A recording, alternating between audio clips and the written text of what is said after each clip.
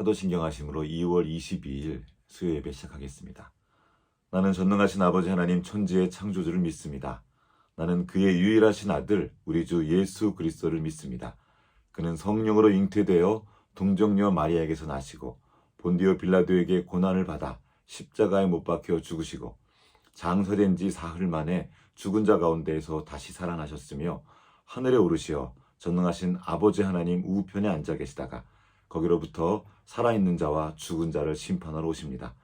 나는 성령을 믿으며 거룩한 공교회와 성도의 교제와 죄를 용서받는 것과 몸의 부활과 영생을 믿습니다. 아멘. 찬송가 540장 주의 음성을 내가 들으니 함께 찬양하시겠습니다.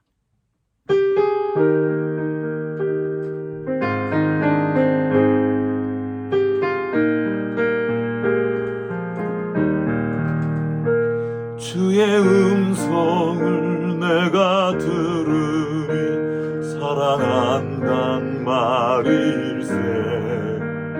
믿는 마음으로 주께 가오니 나를 영접하소서.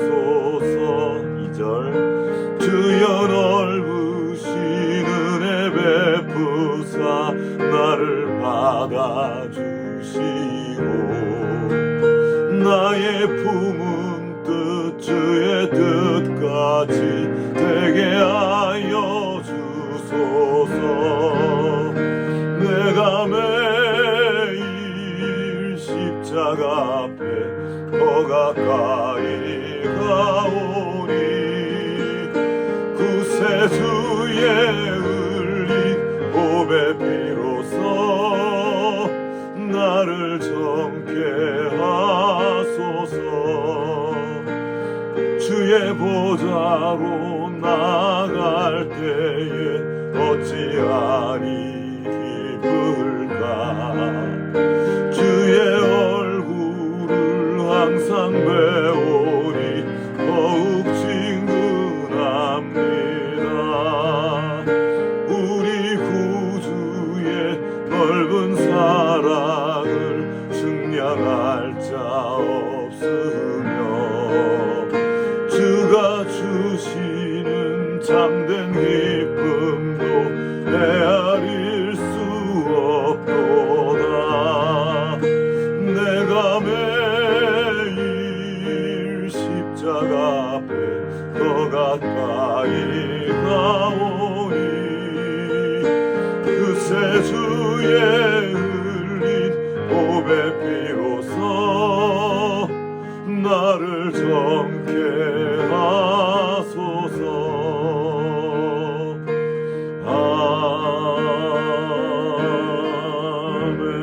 아멘. 함께 기도하시겠습니다. 하나님 아버지 감사합니다. 오늘도 우리에게 새 날 주시고 새 생명 주셔서 주님께서 만드신 이 아름다운 세상을 누리게 하시니 감사합니다. 또한 이렇게 함께 마음을 모아 주님을 예배하고 찬양하고 말씀 듣게 하시니 감사드립니다. 주님께서 주신 이 시간들을 통하여서 온전히 주님을 알고 주님께서 주신 이 삶을 주님과 함께 동행할 수 있는 지혜와 힘을 얻는 시간 될 수 있도록 주 역사하여 주시옵소서. 우리의 삶의 자리가 만만치가 않습니다. 크고 작은 어려움들이 있습니다. 지진의 소문, 전쟁의 소문, 여러 가지 사건과 사고의 소문들도 가득합니다. 우리의 삶의 자리 자체도 너무나 힘겨운 일들이 많이 있습니다. 육신의 고통으로 인하여 아파하는 지체들도 있습니다. 주님, 그 모든 삶의 자리에 주님께서 함께 계신 것을 믿습니다. 주님, 우리 눈을 열어서 주님께서 함께 계신 것을 보게 하시고 주님과 함께 그 모든 어려움을 이겨내며 주님 주시는 하늘의 평강으로 그 시간들을 잘 승리할 수 있도록 주여 도와주시옵소서. 오늘도 이를 위하여 주님의 말씀 앞으로 나아갑니다. 주님께서 말씀하실 때 그 말씀의 한 절이라도 깨닫도록 도와주시고 그 말씀을 우리의 중심에 그리고 우리의 삶에 담아내는 그 은혜 또한 허락하여 주시옵소서. 성령으로 충만케 하셔서 말씀을 깨닫게 하시고 말씀대로 살아가는 우리 모두가 될 수 있도록 주여 도와주시옵소서. 주님 의지하옵고 우리를 권하여 주신 예수님 이름으로 기도합니다. 아멘. 하늘에 계신 우리 아버지, 아버지의 이름을 거룩하게 하시며 아버지의 나라가 오게 하시며 아버지의 뜻이 하늘에서와 같이 땅에서도 이루어지게 하소서. 오늘 우리에게 일용할 양식을 주시고 우리가 우리에게 잘못한 사람을 용서하여 준 것 같이 우리 죄를 용서하여 주시고 우리를 시험에 빠지지 않게 하시고 악에서 구하소서. 나라와 권능과 영광이 영원히 아버지의 것입니다. 아멘. 오늘 우리에게 주신 하나님의 말씀은 신명기 6장 4절부터 9절 말씀입니다. 함께 읽도록 하겠습니다. 신명기 6장 4절부터 6절까지의 말씀입니다. 이스라엘아 들으라. 우리 하나님 여호와는 오직 유일한 여호와시니 너는 마음을 다하고 뜻을 다하고 힘을 다하여 내 하나님 여호와를 사랑하라. 오늘 내가 네게 명하는 이 말씀을 너는 마음에 새기고 내 자녀에게 부지런히 가르치며 집에 앉았을 때에든지 길을 갈 때에든지 누워있을 때에든지 일어날 때에든지 이 말씀을 강론할 것이며 너는 또 그것을 내 손목에 매어 기호를 삼으며 내 미간에 붙여 표로 삼고 또 내 집 문설주 문에 기록할지니라. 아멘. 오늘은 쉐마 이스라엘 네 번째 시간입니다. 내 자녀에게 부지런히 가르치라 라는 제목으로 말씀을 나누도록 하겠습니다. 4주 동안 지금 4개, 쉐마 이스라엘에 나오는 4개의 동사를 가지고 말씀 나누고 있죠. 첫 번째로는 들으라, 쉐마였습니다. 이 쉐마는 그냥 듣는 것이 아니라 청종하는 것, 듣고 순종하는 것을 포함하고 있습니다. 우리가 말씀을 들을 때 그냥 귀로만 듣는 것이 아니라 실천으로 이어져야 비로소 그때야 듣는다는 거, 그렇게 함께 나눴었죠. 그리고 이어진 동사는 사랑하라였습니다. 아헤브였죠. 이 사랑하라는 동사 안에는 즐거워한다는 말들이 그 의미가 포함되어 있습니다. 억지로 하는 것이 아니라 즐거워함으로 하는 거죠. 그렇게 되면 사랑하는 사람에게는 희생이 아니라 기쁨이요 즐거움이 됩니다. 그 사람은 사랑하는 사람의 말에 귀를 기울이고 또 그 사랑하는 대상의 기쁨을 위하여 무엇이든 하게 됩니다. 이것이 또 그의 즐거움이 되는 거죠. 다음으로 배운 말씀은 마음의 색이라였습니다. 하야였죠. 히브리어 동사 하야는 정말 놀라운 단어였는데요. 존재하다는 말입니다. 빛이 있으라 할 때 그 있으라, 있는 거. 이 말의 의미 안에는 그 존재에 가득하여 충만해서 흘러넘치게 한다, 이런 의미를 담고 있습니다. 즉 하나님의 말씀이 우리의 존재 안에 충만해서 그 말씀이 흘러넘치게 하라, 이 말씀을 우리가 함께 배웠습니다. 이제 여기에서 다음 질문이 이어집니다. 그러면 어떻게 하나님의 말씀이 우리의 존재에 충만하게 해서 흘러넘치게 할 수 있을까요? 이제 우리는 7절 이후의 말씀을 읽을 준비가 된 것 같습니다. 한번 같이 읽어보겠습니다. 내 자녀에게 부지런히 가르치며 집에 앉았을 때에든지 일어날 때에든지 이 말씀을 강론할 것이며 너는 또 그것을 내 손목에 매어 기호를 삼으며 내 미간에 붙여 표로 삼고 또 내 집 문설주와 바깥문에 기록할지니라. 아멘. 자, 내 자녀에게 부지런히 가르치라. 여기에 비밀이 있습니다. 하야를 어떻게 우리가 실천할 것인가? 어떻게 하나님의 말씀을 우리의 존재에 가득하게 해서 흘러넘치게 할 것인가? 바로 가르치는 것입니다. 우리가 뭔가를 잘 익히고 배우고 충만해서 밖에서도 금방 알아볼 수 있게 하기 위한 가장 좋은 방법이 무엇입니까? 가르치는 겁니다. 우리는 가르칠 때 가장 많이 배웁니다. 가르치기 위해서 먼저 내가 이를 이해해야 되고 입술과 몸에 익혀야 되고 또 삶에서 반복해서 실천해야 합니다. 이것이 바로 말씀이 육신이 된 상태겠죠. 어떻게 하면 그 말씀을 우리의 마음에 그리고 우리의 삶에 새길 수 있겠습니까? 말씀이 우리 존재에 가득해서 흘러넘치게 하는 그 가장 중요한 방법이 무엇입니까? 우리가 배운 대로 처음에는 듣는 거죠. 말씀을 듣고자 하는 마음으로 성경을 계속 읽는 겁니다. 그 다음에 정말 중요한 과정인데요. 암송하는 겁니다. 그 말씀이 툭 치면 하고 나올 정도로 계속 암송하는 거예요. 그래서 어려울 때, 힘겨울 때 염려 대신에 말씀이 생각나도록 그때까지 말씀을 담는 거예요. 그리고 훈련하고 반복하는 겁니다. 삶의 자리에서 실천하는 거죠. 그리고 이 말씀이 이제 이렇게 되면 우리의 머리에만 있는 것이 아니라 입에 붙어 있게 하는 것입니다. 이것이 묵상입니다. 성경에서 말하는 묵상은 그냥 이렇게 마음으로 생각하는 것이 아닙니다. 그것은 입으로 읊조리는 겁니다. 요즘에 명상이 굉장히 유행이죠. 근데 성경에서 말하는 이 묵상은 그 일반 뇌과학이나 이런 데서 하는 묵상과는 좀 다릅니다. 성경은 말씀을 읊조리는 거예요. 계속 말해내는 것입니다. 기도도 그렇습니다. 기도도 그냥 우리의 소원을 아뢰는 것이 아니라 내가 들은 말씀을 다시 그 말씀으로 기도하는 거예요. 주님의 약속을 붙잡고 다시 그것을 주님께 아뢰는 겁니다. 주님이 이렇게 약속하셨지 않습니까? 그러므로 나에게 이것을 들어주십시오. 이게 응답받는 기도의 비밀입니다. 말씀을 내 안에 가득 채우고 그 말씀 안에 거하면서 말씀 안에서 기도할 때 그 기도에 힘이 있는 것입니다. 그리고 그것이 바로 그 말씀이 우리의 온 존재에 가득해서 흘러넘치도록 도와주는 과정이죠. 그리고 아까도 말했던 것처럼 이를 위해서 가장 좋은 방법, 그것은 바로 가르치는 것입니다. 말해야 내 것이 됩니다. 가르칠 때 새겨집니다. 그냥 한 번 가르치고 마는 것이 아니라 계속 가르치는 겁니다.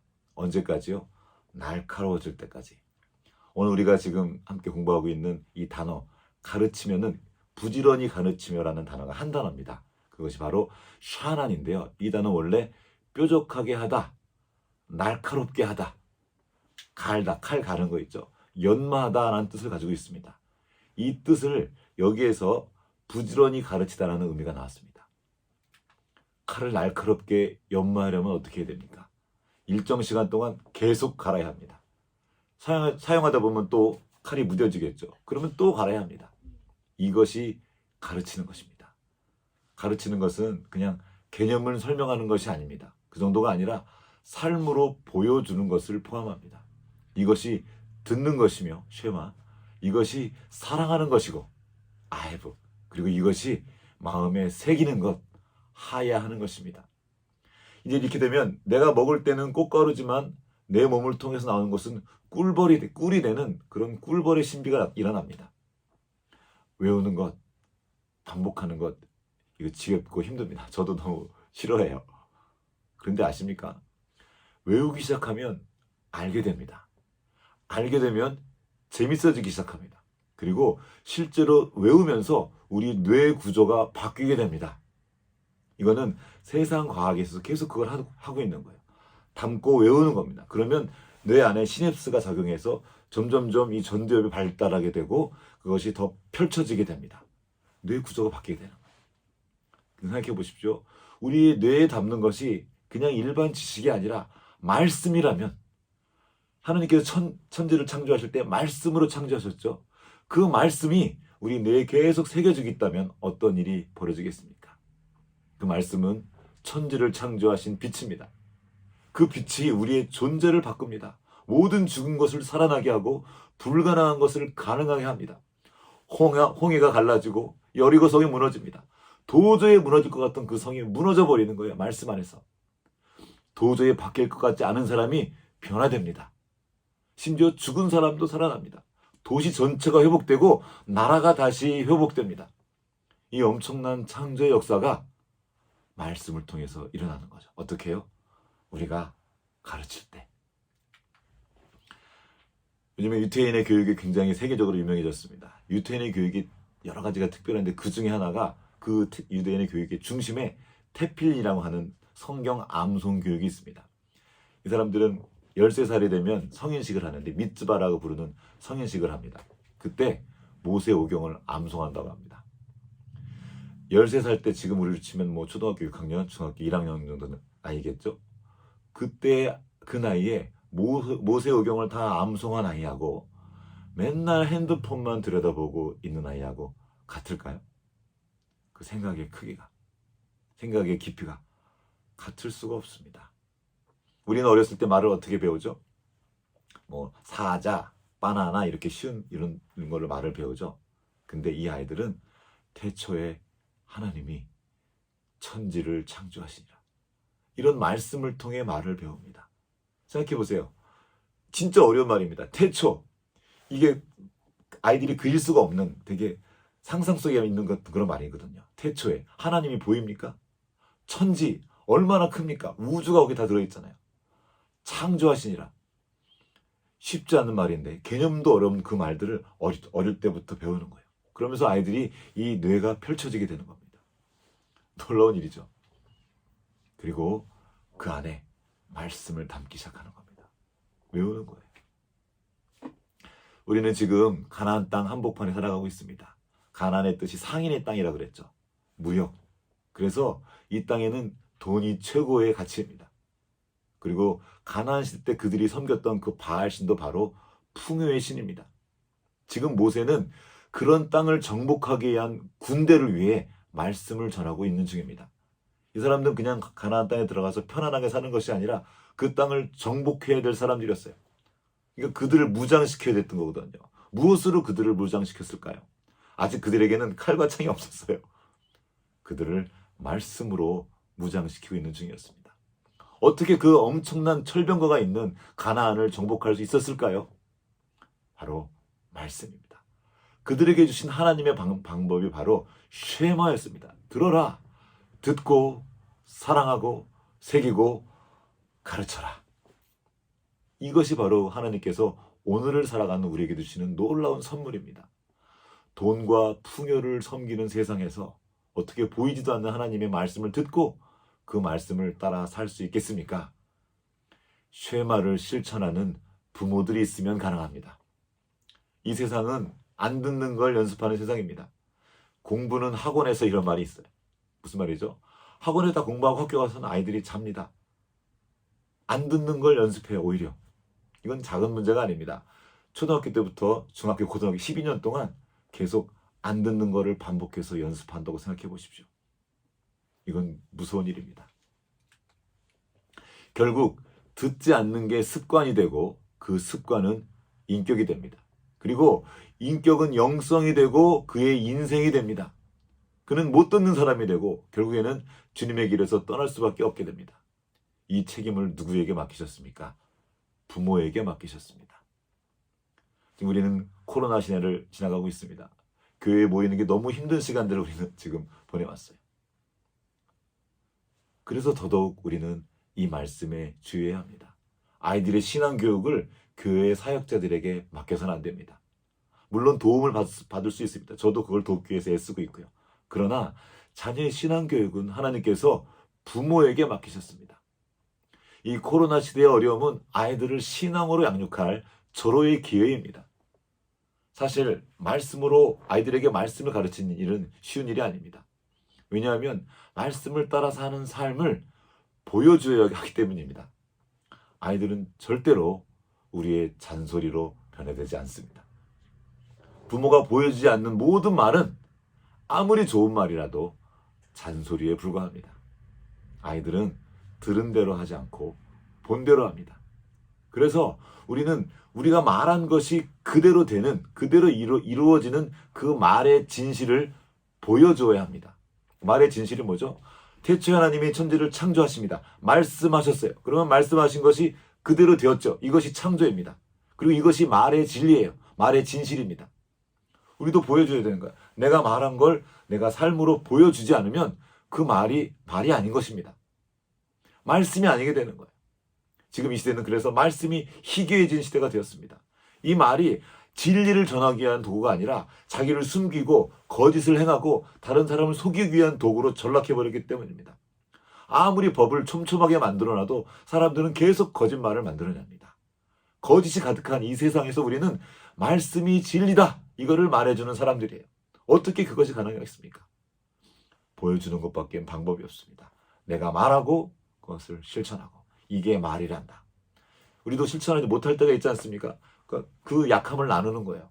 말씀은 이러하단다. 하나님의 말씀은 그대로 되어지는 진리인데 아빠도 엄마도 그걸 따르려고 하지만 어려움이 있단다. 그러니 우리 기도하면서 함께 말씀을 실천하자. 그렇게 함께 말씀 앞에 엎드리는 거예요. 그렇게 아이들에게 가르치는 겁니다. 말씀을 가르치고 그 말씀을 실천하기 위해서 애를 쓰고 안 될 때마다 또 기도하고, 기도하는 것도 보여주는 거거든요. 아, 우리 엄마 아빠도 잘 안 되는구나. 아, 잘 안 될 때 그냥 놔버리는 것이 아니라 안 되니까 기도하시는구나. 살다 보면 어려운 일들을 만납니다. 우리가 풀어낼 수 없는 것 같은 숙제와 같은 일들을 만나요. 그때 어떻게 합니까? 기도하는 거예요. 어렵지만 그 말씀을 붙잡고 기도하면서 그것들을 풀어내는 그 모든 과정을 보여주는 것입니다. 그래서 그렇게 되면 우리가 삶의 자리에서 만나는 모든 어려움들도 아이들을 가르치기 위한 소중한 도구가 되는 거죠. 아이들은 부모를 바꿀 수가 없습니다. 이름은 바꿔도 성은 못 바꾸잖아요. 그게 그의 핏줄인 거죠. 다시 말하면 바꿀 수 없는 걸 우리는 운명이라고 부릅니다. 그런 의미에서 부모는 자녀의 운명입니다. 자녀의 운명을, 아이들의 운명을 바꾸고 싶으십니까? 그러면 아이들을 바꾸려고 하지 말고 먼저 여러분 자신을 바꾸십시오. 그러면 아이들의 운명이 바뀝니다. 저 또한 부모이기 때문에 이 말에서 자유로울 수가 없습니다. 아이들의 운명을 위해서, 아이들의 인생을 위해서 우리가 무엇을 해줄 수 있을까? 나를 바꾸는 겁니다. 어떤 존재로요? 말씀을 듣고 하나님을 사랑하고 말씀을 새기고 그 말씀을 가르치는 존재로 내가 변화되는 겁니다. 그러면 아이의 운명이 바뀝니다. 반드시 바뀝니다. 내 자식은 다 컸다고요? 아니에요. 커도 큰 뒤에도 그 아이는 부모와 연결되어 있습니다. 우리는 요즘에 심리학과 상담이 많이 발달했는데 그런 이야기가 많아요. 나이 들어서도 부모가 바뀌잖아요. 그것은 그 자녀에게 영향을 줍니다. 또 이런 것도 있어요. 낳지 아니한 자녀. 내가 직접 낳지 않았더라 할지라도 부모처럼 사랑을 품고 우리는 누군가를 케어할 수 있습니다. 교회 안에서 그런 일을 많이 하죠. 그 한 사람의 변화가 그 연결된 또 다른 사람을 변화시킵니다. 하나님은 우리를 가르치기 위해서 기계를 주지 않으셨습니다. 인격을 주셨어요. 하나님의 말씀을 인격 안에 담아주신 겁니다. 그분이 바로 예수 그리스도입니다. 예수 그리스도께서 내가 곧 진리라고 말씀하셨습니다. 그 인격으로 오신 주님을 통해서 하나님의 말씀이 우리에게 전달되는 겁니다. 그래서 말씀을 담은 인격이 너무나 중요합니다. 가장 가까이 있는 그 인격 바로 부모죠. 부모가 말씀을 담고 말씀을 살아낼 때 그 살아낸 말씀으로 자녀들을 가르칠 때 자녀들의 인생이 바뀌게 되어 있습니다. 그 운명이 바뀝니다. 그때 가장 먼저 혜택을 입는 사람은 바로 부모 자신입니다. 그 말씀을 전하는 사람 자신이에요. 왜냐하면 말씀을 가르치기 위해서 그 말씀을 먼저 내 안에 담아야 되기 때문입니다. 듣고 사랑하고 새겨야 되기 때문입니다. 우리의 존재가 새롭게 되는 거예요. 그 복을 가장 먼저 누리게 되는 겁니다. 그 말씀으로 인한 복을 우리가 풍성히 누리면 그 복이 흘러넘쳐서 우리의 자녀들에게 그리고 우리의 관계된 모든 사람들에게 흘러가는 것입니다. 우리는 그 복된 직임을 맡은 사람들이에요. 얼마나 놀랍고 복된 일인지 모릅니다. 시편에 나와 있습니다. 너와 관계된 사람들이 온전케 될지라. 이 개역 한글에 나와 있는 번역인데요. 우리와 관계된 사람들이 말씀을 담고 말씀을 살아내는 우리를 통해서 변화될 것입니다. 이제 우리에게 남은 일들은 부지런히 자녀에게 말씀을 가르치는 겁니다. 그 가르치는 과정에서 우리가 먼저 성장할 것이고 우리가 먼저 보호받을 것입니다. 그리고 그 자연스러운 열매로 세상을 이기는 그리스도의 군사들이 일어나게 될 것입니다. 저희 집에서도 매일 말씀을 같이 읽습니다. 매일 잠언 한 장을 읽고요. 매일 한 3장에서 4장 정도 성경을 읽습니다. 지난해까지는 매일 함께 모여서 읽다가 올해부터는 각자 읽고 그 읽은 말씀들 이렇게 기록으로 남기는 연습도 좀 하고 있어요. 그렇게 매일 적어도 한 번, 어떤 때는 2번 읽고 어떤 때는 한 번에 읽는데 그렇게 같이 성경을 읽고 있습니다. 이것을 통해서 가장 보호를 받고 있는 건 누굴까요? 접니다. 저 살아가는 시간들이 만만치가 않습니다. 바빠요. 말씀을 놓치기가 쉽습니다. 그런데 아이들 때문에라도 읽어야 돼요. 함께 읽는 겁니다.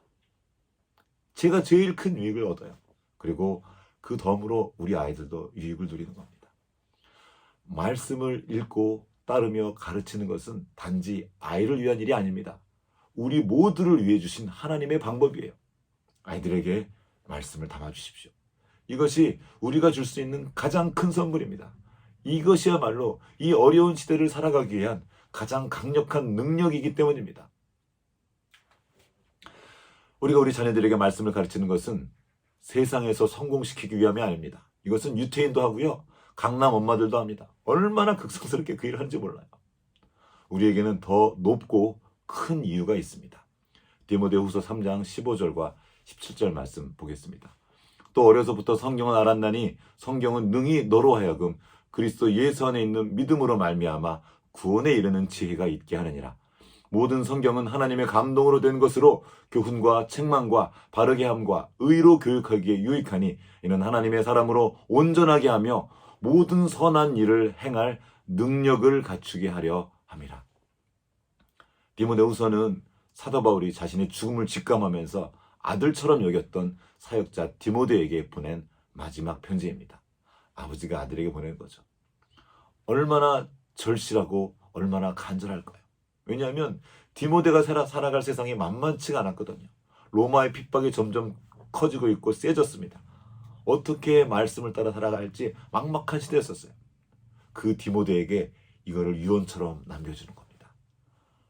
성경을 담아라. 성경에 모든 것이 있다. 거기에 능력이 있고 지혜가 있고 모든 것이 다 담겨 있다.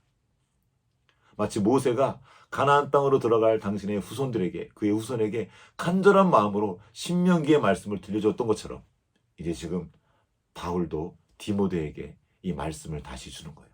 성경을 선물로 전해주는 겁니다. 다음 세대에게. 바울은 그 어려운 상황에 있으면서 너무나 당당했어요. 왜요? 어떻게 그럴 수가 있었을까요? 그에겐 말씀이 있었기 때문입니다. 성경을 들고 있었던 거예요. 이것 하나면 이 땅을 헤쳐나갈 힘이 있다고, 지혜가 있다고 믿었기 때문입니다. 여러분, 자녀들에게 어려서부터 성경을 알게 하십시오. 좀 성장했습니까? 지금이라도 그 일들을 시작하십시오. 아이에게 못하겠거든 먼저 나에게 담는 겁니다. 그러면 그 변화가 흘러가게 되어 있습니다. 아이들에게 성경이 모국어가 되게 하십시오. 다른 것은 다 못해도 성경은 할 수 있는 대로 어려서부터 담아주십시오. 성경이 모국어가 될 때 인생의 중요한 순간에 빛을 발하게 됩니다. 또 요즘에는 늦게서야 책 읽고 변화된 사람들의 이야기가 요즘에 유튜브에 계속 나와 있어요. 때와 장소를 가리지 않습니다. 나이가 먹어도 성경이 들어가면 그 인생이 바뀝니다. 말씀이 들어가면 새 일이 일어나고 새 창조의 일이 일어납니다. 말씀을 담기 시작하십시오. 어린 사람이든 청소년이든 청년의 때이든 장년이든 노년이든 말씀을 담으십시오. 그 말씀 안에 능력이 있습니다. 하나님의 사람으로 온전하게 하며 모든 선한 일을 행할 능력을 갖추게 하는 그 힘이 성경 안에 있습니다. 성경의 알문 단지 지식적인 알미 아닙니다. 경험적인 알미입니다. 이 성경의 말씀들이 아이들의 존재 안에 가득하며 온 삶에 흘러넘치게 하기 위해서 먼저 우리 안에 담아야 합니다. 그렇게 말씀으로 아이들을 훈련하고 연마시키십시오. 가는 거죠. 계속 반복하도록 도와주는 겁니다. 그러면 그 아이가, 그리고 그 사람이 하나님의 사람으로 온전하게 되며 모든 선한 일을 행할 능력을 갖추게 될 것입니다. 코로나 시대, 그리고 AI 시대를 우리가 살아가고 있습니다. 만만치 않아요. 에릭 프롬이라는 학자가 말했습니다. 우리는 인간처럼 행동하는 기계를 생산하고 점점 더 기계처럼 행동하는 인간을 제작한다. 무서운 말이죠. 섬뜩할 정도로 정확한 지적입니다. 우리는 기계는 점점 사람처럼 돼가고 사람은 점점 기계처럼 변해가는 시대를 살아가고 있습니다. 사람이 기계에게 대체되고 아이들은 인격성을 잃어가고 기계처럼 되어버린 사람은 점점 설 자리를 잃어가고 있습니다. 어떻게 된 일이죠? 말씀을 담지 못하기 시작한 겁니다. 이런 시대에 우리 자녀들을 어떻게 키울 것입니까? 도대체 어떻게 이 4차 산업혁명 시대, 이 AI 시대를 준비할 수 있겠습니까? 어떻게 하면 기계에 대체되지 않는 사람으로 준비될 수 있을 것입니까? 답은 사람다운 사람이 되는 것입니다. 인류는 계속 어려움에 봉착해 왔습니다. 어떻게 그 어려움도 이겨내겠죠? 가장 사람다운 사람이 가장 강력합니다. 가장 능력이 있어요. 그에겐 지혜가 있기 때문입니다. 기계가 따라할 수 없는 지혜가 그 사람 안에 있기 때문입니다. 그러면 어떤 사람이 가장 사람다운 사람입니까? 바로 사람을 창조하신 말씀이 신이 육신이 되어 우리 가운데 오신 분, 바로 그분이 예수 그리스도, 그분이 바로 참 사람입니다. 그래서 사람의 아들로 오셨다고 계속 말씀하시는 거예요. 야, 사람이 어떤 존재인지 아니? 나를 봐. 우리는 사람이 어떤 존재인지 보려면 예수 그리스도를 봐야 합니다. 아, 사람이 원래 저런 존재였구나. 사람의 진실이 저런 게 사람의 진실이었구나. 저렇게 죽기까지 사랑할 수 있는 존재가 사람이구나. 저렇게 지혜롭고 저렇게 능력 있는 존재가 사람이구나. 우린 그걸 예수님 통해 보는 거예요.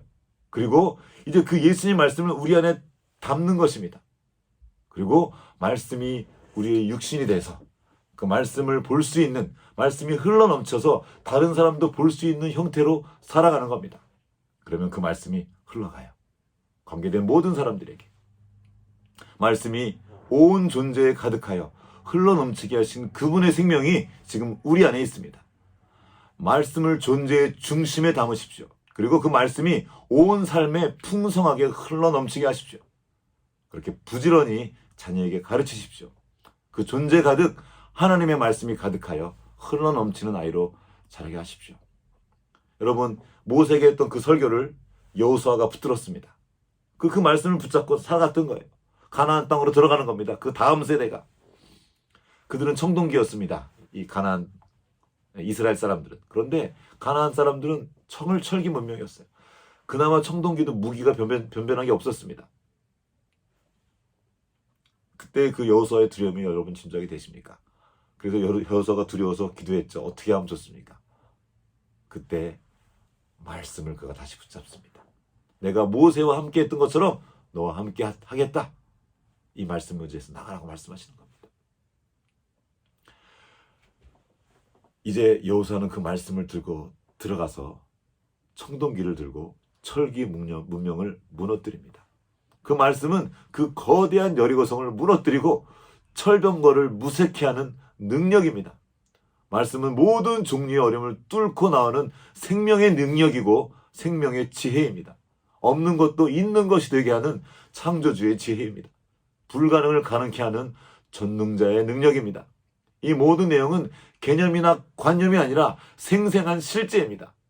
그리고 그 말씀을 실제가 되게 하는 것은 다름 아닌 바로 우리 자신입니다. 우리가 살아내는 거예요. 여호수아 1장 9절의 말씀이죠. 내가 네게 명령한 것이 아니냐? 강하고 담대하라. 두려워하지 말며 놀라지 마라. 내가 어디로 가든지 내 하나님 여호와가 너와 함께하느니라. 어떻게 함께하죠? 말씀으로 함께하시는 겁니다. 성령님께서 늘 함께하시면서 말씀이 생각나도록 도우시고 말씀으로 그걸 뚫고 나가도록 도우십니다. 그러나 말씀을 담는 일은 성령님이 대신해 주지 않습니다. 말씀을 읽는 일은 성령님이 대신해 주지 않아요. 이거는 우리가 해야 될 일입니다. 우리가 말씀을 읽고 담으면 성령께서 그때그때마다 말씀을 생각나게 하시고 말씀을 실제가 되게 하십니다. 말씀을 듣고 사랑하고 중심에 새기십시오. 그리고 그 말씀이 존재에 가득하여 삶의 자리에 흘러넘치게 하십시오. 그 말씀을 부지런히 자녀에게 가르치십시오. 자녀의 운명이, 그리고 이 시대의 운명이 우리의 순종에 달려 있습니다. 그 말씀을 통하여서 우리가 새로워지고 또 관계된 모든 사람에게 그 놀라운 복을 흘러가게 하는 우리가 되기를 주님의 이름으로 축복합니다. 같이 기도하시겠습니다. 하나님 아버지, 우리에게 성경을 주셔서 감사합니다. 우리가 살아가는 세상이 복잡하고 만만치가 않습니다. 기계의 시대가 우리를 찾아오고 있습니다. 정말 모든 것으로 다 사람을 대처하려는 시도가 일어나고 있습니다. 이런 시대에 어떻게 우리가 살아갈 수 있겠습니까? 주님, 이런 우리에게 말씀을 주셔서 감사합니다. 우리가 말씀을 듣고 주님을 사랑하고 말씀을 마음에 새기고 또 그 말씀을 자녀에게 가르치면서 이 땅을 살아갈 준비를 하기 원합니다. 그렇게 하나님의 말씀이 우리의 존재 안에 가득하여 우리의 온 삶에 흘러넘치도록 주의 역사하여 주시옵소서. 그렇게 우리의 다음 세대가 가나안 땅 같은 이 세상을 힘있게 살아갈 수 있도록 준비될 수 있도록 주의 역사하여 주시옵소서. 지금은 교회의 머리 되신 우리 구주 예수 그리스도의 은혜와 하나님 아버지의 크신 사랑하심과 성령의 교통하심이 이제 주님의 말씀을 듣고 사랑하고 마음에 새기고 자녀에 가르치며 그 말씀이 그 존재에 가득하여 온 삶에 흘러넘치게 하기 원하는 여기 모인 모든 주님의 자녀들 가운데 이제로부터 영원토록 함께 하시옵기를 간절히 축원하옵나이다. 아멘.